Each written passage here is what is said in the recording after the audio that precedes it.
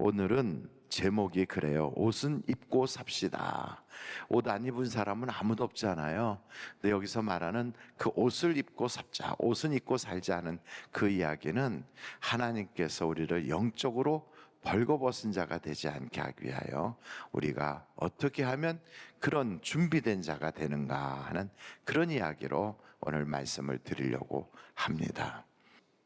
요한계시록을 보다 보면 14만 4천이라고 하는 숫자가 나타나요. 14만 4천에 대한 그 숫자를 여러분 성경 말씀을 보시면 계시록에 이렇게 나와 있어요. 여러분 계시록 7장 3절로 4절 말씀 같이 한번 읽어보실까요? 시작. 이르되 우리가 우리 하나님의 종들의 이마에 인치기까지 땅이나 바다나 나무들을 해하지 말라 하더라. 내가 인침을 받은 자의 수를 들으니 이스라엘 자손의 각 지파 중에서 인침을 받은 자들이 몇 명이라? 14만 4천이니 야, 이것 보고 14만 4천 안에 들어가야 된다 하고 막 그렇게 얘기하는 사람들이 있어요. 그러니까 어디서 그러냐면 그 신천지인가 하는 거기서 그래요. 여러분, 그건 성경을 몰라서, 그 사람은 성경 제대로 배우질 않은 사람이거든요. 그러니까 그런 이만희 같은 사람은 원래가 통일교에서 이렇게 갖고 저 유재열인가 어디 가고 장막성전 거기서 돌아다니다가 거기서 자기가 신천지 교리 만들어 가지고 나온, 그러니까 성경을 전혀 모르는 사람이 그런 짓을 한 거거든요. 근데 여러분, 그런데 속으면 안 돼요. 14만 4천이란 그 말은 그 당시에 여러분 예수님의 제자들이 다 순교했어요. 마지막 남은 분이 누구였냐면 요한 사도였어요. 근데 그분조차도 반모섬에 유배를 간 거예요. 근데 그분이 거기서 하나님께서 보여주시는 환상을 보다 보니까 7개의 교회를 쫙 보는데 교회들 중에 칭찬받는 교회도 있지만 대부분의 교회는 교회 안에 문제도 많은 거예요. 그때 무슨 교회가 무슨 뭐 몇만 명 모이는 그런 교회가 있는 것도 아니거든요. 그렇게 얼마 모이지도 않는 그런 교회들밖에 없는데 거기에 외부에서는 핍박이 아주 심하고 내부에서는 교회 자체적인 문제도 있고, 그러니까 걱정이 됐잖아요. 과연 교회가 살아남을까? 혹시 교회가 이 땅에서 영원히 없어지지는 않을까?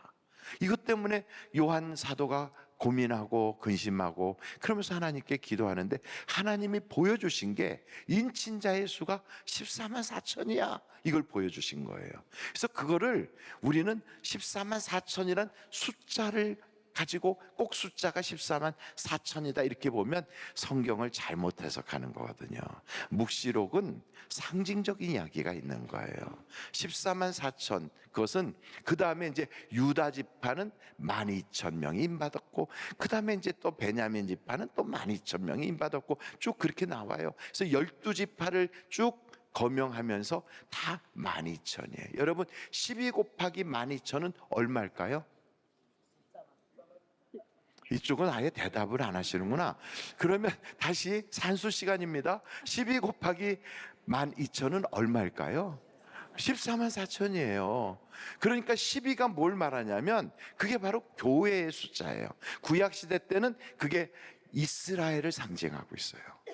그 이스라엘을 상징했던 그 12가 야고보서 1장 1절을 한번 보실까요? 그 야고보서는 누가 썼냐면 예수님의 친동생이 쓴 거예요. 한번 보세요. 야고보서 1장 1절 같이 한번 읽어보실까요? 시작. 하나님과 주 예수 그리스도의 종 야고보는 흩어져 있는 12지파에게 문안하노라. 여기서 말하는 흩어져 있는 12지파, 그 말은 흩어져 있는 디아스포라들, 교인들을 말해요. 그 교회가 12지파로 그렇게 상징화되는 거죠. 12하면 교회를 상징해요. 근데 그 교회가 여러분 12,000 그러면 12 곱하기 1000 그러면 12,000이잖아요. 여러분 이스라엘 사람들은 많다라고 할 때 천천만만으로 번져나간다 이런 식으로 표현해요. 그래서 사울이 죽인 자는 천천이요 다윗이 죽인 자는 만만이로다. 그 말은 다윗이 더 많고 사울이 적다는 게 아니라 천천만만을 이겼다 이런 뜻이거든요. 근데 그런데 괜히 뿔딱 지나가지고 사울이 생각이 좀 모자랐지요. 그런데 여러분 보십시오. 교회가 천천만만으로 부흥한다. 그래서 14만 4천이다 이런 뜻이에요. 하나님이 요한한테 너 걱정하지 마. 교회가 자체적인 문제가 있는 것 같고 또 외부에서 엄청 핍박이 오는 것 같아도 그 교회 내가 주인이야. 그 교회 내가 부흥시킬 거야. 앞으로 엄청나게 부흥한다. 이걸 말씀하시는 거예요. 그래서 여러분 거기에 보면 똑같은 요한계시록 거기 7장에 9절에 이렇게 말하고 있어요. 우리가 조금 아까 3절 4절을 본 거거든요. 근데 9절에 뭐라고 그러는가? 이 일 후에 내가 보니 각 나라와 족속과 백성과 방언에서 아무도, 그 다음에 뭐라고 그랬어요? 능히 셀 수 없는 큰 무리가 나와 흰 옷을 입고 손에 종려가지를 들고 보좌 앞과 어린 양 앞에서 서서 노래를 불러요. 그러니까 조금 아까 14만 4천이라고 하더니 이번에는 능히 셀 수 없는 큰 무리라. 그러니까 그만큼 많다. 이거를 강조하고 있는 거예요. 그러니까 여러분, 우리가 성경을 볼 때 성경은 잘 배운 사람을 통하여 우리가 배워나가야 제대로 정확하게 볼 수가 있어요. 그래서 여러분, 이 말씀은 오늘날도 적용이 되는 거예요. 우리가 볼 때 한국을 복음화시켰던 저 서구 사회의 교회들을 보세요. 미국 교회들을 보세요. 문제가 많아요. 교회들이 문을 닫아요. 무슬림들이 와서 교회를 자기네들 모스크로 사거나 극장이 되거나 심지어는 술집이 됐다는 소리도 들어요. 그리고 미국 교회들이 점점점 쇠약해지고 있다고 그래요. 더더군다나 한국 교회를 딱 봐도요, 교회 안에도 문제가 많지만 이제 청년들이 점점 줄어들고 젊은 아이들이 교회에 없어. 과연 어떻게 될까? 그때 우리가 걱정이 되잖아요. 여러분, 걱정할 때는 뭘 하라고 그랬어요? 기도하면 되는 거예요. 하나님이 이 교회를 통하여 어떻게 하실 건가?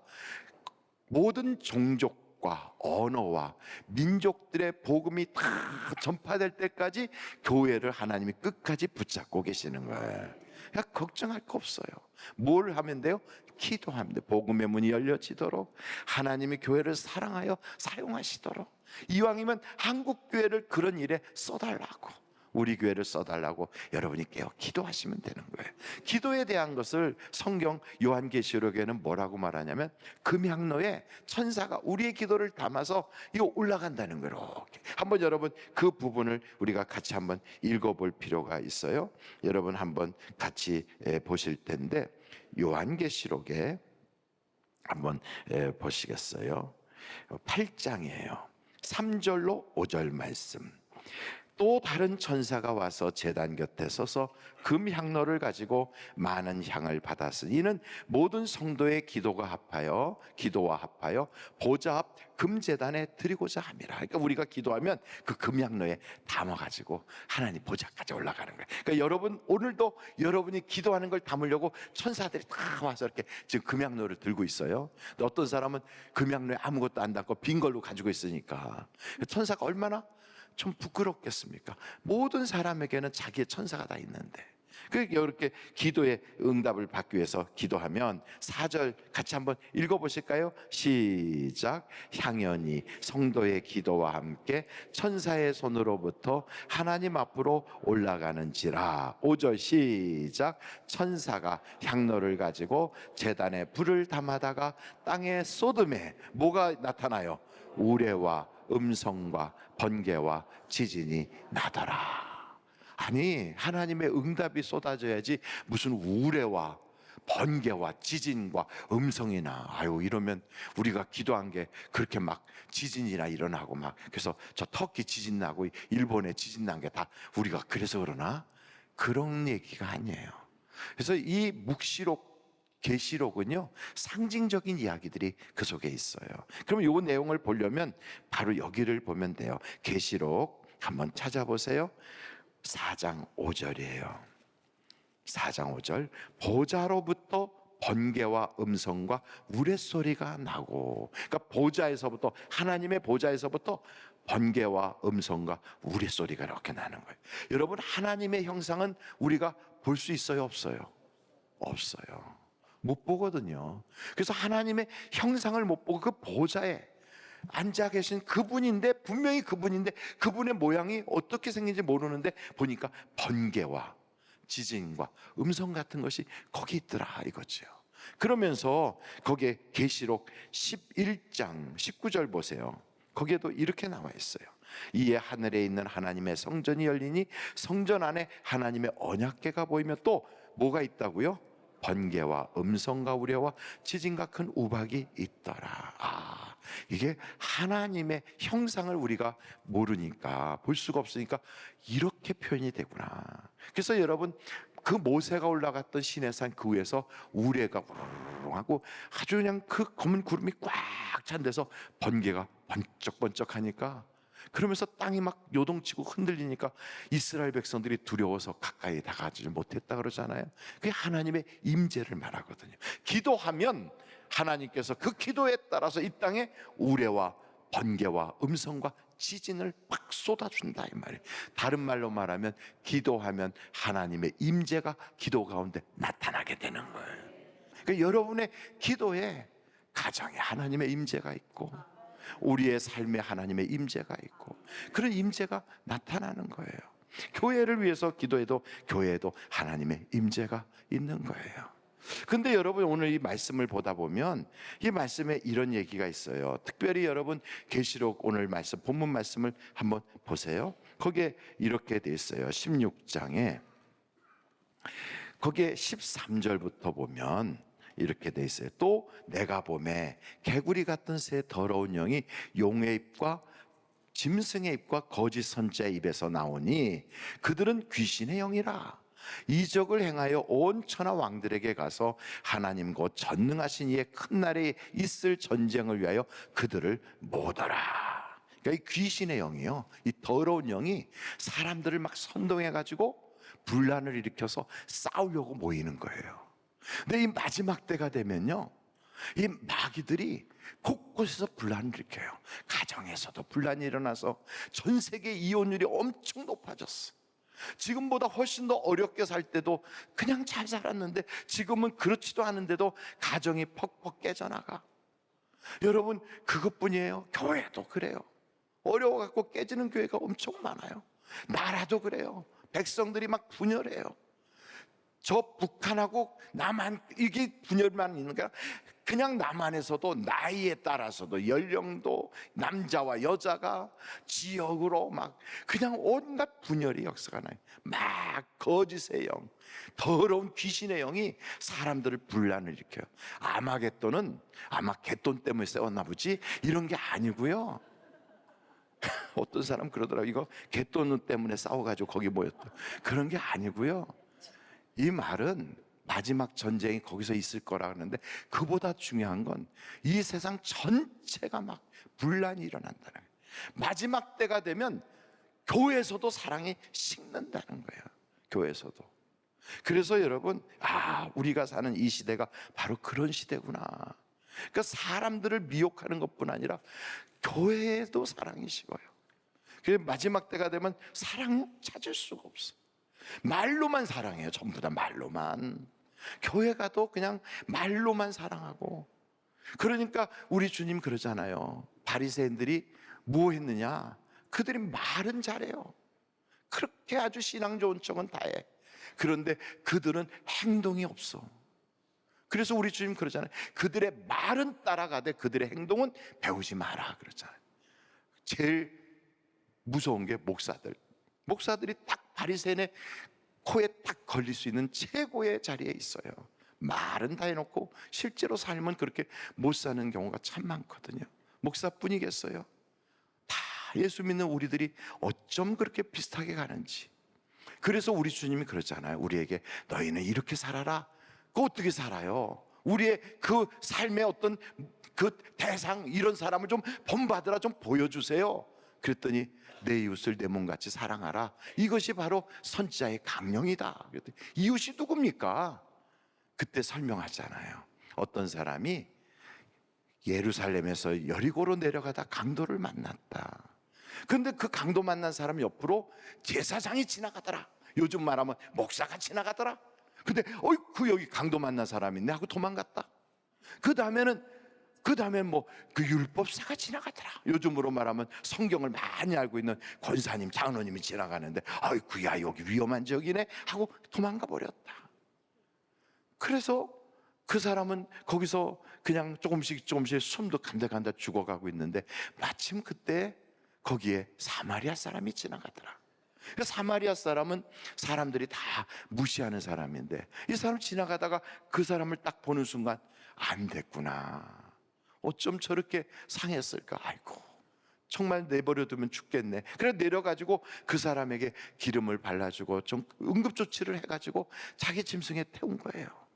그리고서는 그를 같이 데리고서 가까운 주막에 가서, 그게 주막하니까 술 먹는 집인 줄 아는데 그게 아니고 거기에 근처에 이렇게 여행자들이 쉬었다 가는 바로 거기에 가서 그분을 맡기고 자기 돈을 들여가면서 이 사람을 잘 좀 돌봐주고 치료해달라고 부탁하면서 혹시나 비용이 더 들면 내가 다시 돌아가는 길에 들려서 나머지 비용을 다 갚겠습니다 라고 했다는 거예요. 그렇다면 이들 중에 누가 이 사람의 이웃이 되겠느냐? 쉽게 말하면 우리 보고 누구를 본받아 살아야 되겠느냐 하는 거예요. 그럼 여러분 누구를 본받아야 되겠어요? 우리는 사마리아 사람을 본받으라, 바로 이거지요. 그러니까 말로만 하지 말라는 거죠. 믿음도 똑같아요. 믿음도 내가 믿노라 하면서 말로만 하면 안 되는 거지요. 여러분 한번 성경 말씀 같이 야고보서 2장인데요 14절부터 한번 보실까요? 야고보서 2장 14절이에요 내 형제들아 만일 사람이 믿음이 있노라 하고 뭐가 없으면 무슨 유익이 있으리요? 그 믿음이 능히 자기를 구원하겠느냐? 만일 형제나 자매가 헐벗고 일용할 양식이 없는데 너희 중에 누구든지 그에게 이르되 평안히 가라, 덥게 하라, 배부르게 하라, 그 몸에 쓸 것을 주지 아니하면 무슨 유익이 있으리요? 그러면서 17절 우리 다 같이 읽어보실까요? 시작. 그래요. 그 자체가 죽은 것이에요. 그러니까 영혼이 없는 몸이 죽은 것처럼 행함이 없는 그거 믿음은 죽은 거다. 사랑도 똑같아요. 말만 하고 천사처럼 말을 하는데 사랑이 없으면 꽹과리예요. 아무것도 아니래잖아요. 근데 여러분 이 마지막 때가 되면 자꾸 사랑이 식을 거라고 성경은 우리에게 말하고 계시거든요. 그래서 우리가 사랑이 식으면 안 되는데, 교회가 사랑이 없어지면요 교회 문을 하나님이 닫아버리겠대요. 교회에 목사가 없어서 교회가 문 닫는 게 아니고요, 교회가 건물이 없어서 문 닫는 게 아니에요. 사랑이 없으면 문을 닫는 거예요. 그만큼 사랑이 중요하거든요. 그래서 사랑이 없으면 마지막 심판 때도요 하나님이 그를 아주 엄하게 다뤄요. 마태복음 한번 보시죠. 다 아시는 내용이지만 한번 보겠어요. 25장이에요 마태복음 25장 31절서부터 보겠습니다. 인자가 자기 영광으로 모든 천사와 함께 올 때에 자기 영광의 보좌에 앉으리니 모든 민족을 그 앞에 모으고 각각 구분하기를, 목자가 뭐와 뭐를 구분하는 것? 양과 염소를 구분하는 것 같이 하여 양은 그 오른편에 염소는 그 왼편에 두리라. 그러면서 그 양들에 대해서 뭐라고 표현하냐면 34절 보세요. 34절 그때 임금이 그 오른편에 있는 자들에게 이르시되 내 아버지께 뭐하는 자들이라고요? 복받을 자들이여 나와 창세로부터 너희를 위하여 예비된 나라를 상속받으라. 여러분 하나님께서 이미 준비해 놓으셨어요. 그래서 예비된 나라가 있다고요. 우리는 그걸 받을 사람들이에요. 그 어떤 사람이 그걸 받는가? 그 다음에 보세요. 내가 줄일 때 먹을 거 줬고 목마를 때 마시게 하였고 나그네 되었을 때 영접하였고 헐벗었을 때 옷을 입혔고 병들었을 때 돌보았고 옥에 갇혔을 때 와서 보았느니라. 그랬더니 그 양들, 그 의인들이 말하되 주여 우리가 어느 때 주께서 그런 일들을 한 거를 하게 했습니까? 하고 얘기하니까 40절 보세요. 임금이 대답하여 이르시되 내가 진실로 너희에게 이르노니 너희가 여기 내 형제 중에 지극히 작은 자 하나에게 한 것이 곧 내게 한 것이다. 그렇게 했을 때 하나님이 평가하는 거예요. 근데 그런 걸 하지 않고 말로만, 그래서 마치 제사장이 옆에 지나가고 그 옆에 그 율법사가 지나가는 것처럼 말로만 그렇게 지냈던 사람들은 어떻게 되느냐? 41절 보세요. 41절. 마태복음 25장 41절. 다 같이 한번 읽어보실까요? 시작. 또 왼편에 있는 자들에게 이르시되 저주를 받은 자들아 나를 떠나 마귀와 그 사자들을 위하여 예비된 영원한 불에 들어가라.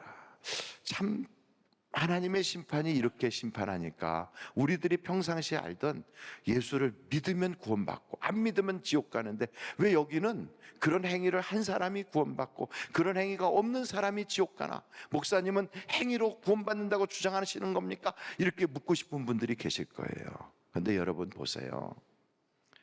성경에 보면 슬기로운 처녀들은 기름과 등을 준비했다고 그래요. 미련한 처녀들은 기름을 준비하지 못했다고 그래요. 그래서 그 기름이 뭔가 하고 보면 그 기름은 옛날에 왕들이나 제사장들에게 그 직분을 세우기 위하여 이렇게 부은 것이 기름이잖아요. 그것을 다른 말로 말하면 우리 주님이 그 기름을 다윗에게 부었을 때 다윗이 성령으로 충만한 것처럼 성령 충만을 말하고 있어요. 그 기름은 성령 충만이거든요. 그러니까 성령으로 충만한 사람은 말만 하지 않아요. 그 믿는 일에 행동이 따라오게 돼 있어요. 그래서 그 사람이 성령 충만한지 아닌지 어떻게 알아요? 그의 하는 삶을 보면 보이게 되는 거죠. 삶을 보면 알게 되는 거예요. 그래서 여러분 그 삶을 보니까 정말 저 사람은 사랑의 비례에는 진 게 없구나. 그래서 정말 하나님을 사랑하고 이웃을 사랑하는 그 모습을 보니까 율법을 완성한 사람이야, 이렇게 평가하는 거지요. 그런 사람을 가르쳐서 뭐라고 말하냐면 옷을 입은 자다 그래요. 그래서 성경 오늘 말씀을 보면 여러분 계시록에 이런 말씀이 있어요. 19장 8절인데요. 계시록 19장 8절 다 같이 한번 읽어보실까요? 시작. 그에게 빛나고 깨끗한 세마포옷을 입도록 허락하셨으니 이 세마포 옷은 성도들의 옳은 행실이로다 하더라 그래요. 믿는 자답게 살 때 그때 행동이 나타나요. 그래서 하나님은 우리 보고 종교인이 되라고 하지 않았어요. 사랑하는 자가 되라고 그랬지. 종교인은 직업적인 목사나 직업적인 교회에 어떤 일을 하는 사람, 그럼 뭐 그 사람은 직업이 종교인이에요. 그래서 직업란에 종교인 이렇게 쓰는 거지요. 그 사람은 무엇을 위해서 일하는 사람이에요? 하나님을 기쁘시게 하는 게 아니라 월급 받으려고 일하니까 다른 말로 말하면 삭군이겠죠. 삭을 위해서 일하니까. 그러나 여러분 진짜 하나님을 사랑해서, 그래서 어려운 사람들 보면 참을 수가 없어. 그들이 고통받는 거 보면 견딜 수가 없어. 그런 사람 성령 충만하니까 속에 그리스도의 마음을 가지고 있는 거예요. 종교인이 아니라 사랑이 여기서 터져나가는 거예요. 그래서 그의 삶에서 사랑의 열매가 있게 되는 거예요. 그러니까 여러분 우리가 그런 삶을 살지 못하면 바뀌어야 되죠. 종교인으로 살았다면 어떠한 종교를 기독교라고 쓰는 그런 부류에 속했던 사람이라면 이제는 그게 아니라 하나님이 말씀하신 대로 하나님을 사랑하고 이웃을 내 몸처럼 사랑하는, 바로 사랑하는 자로 살아가야 되는 거지요. 마지막 때가 되면 사랑은 하지 않고 성경만 많이 하는 사람은 홀랑벗은 부끄러운 자인 거예요. 영적으로 벌거숭인 거예요. 그런데도 부끄러운 걸 모르잖아요. 저는 우리 하늘비전교회 성도들이 하나님 앞에 섰을 때 부끄러운 자로 서지 않고 참 잘했어 하고 칭찬받을 수 있는, 이 세상의 훈장보다도 더 존귀하고 더 귀하게 여길 수 있는 하나님이 주시는 영광의 면류관을 쓰고 이 세상의 그 어떤 명품 옷으로 치장한 것보다 더 아름다운 사랑하는 자에게 주시는 하나님 입혀주시는 그 세마포 옷을 입고 우리가 주 앞에 서서 주님과 함께 그 잔치자리로 들어간다면 그날의 그 모습이 얼마나 아름답겠어요. 그러므로 그때와 시는 몰라요. 어떤 모습으로 우리가 주님을 만날지도 몰라요. 그러나 여러분, 우리는 준비된 자가 되어야 돼요. 어떻게요?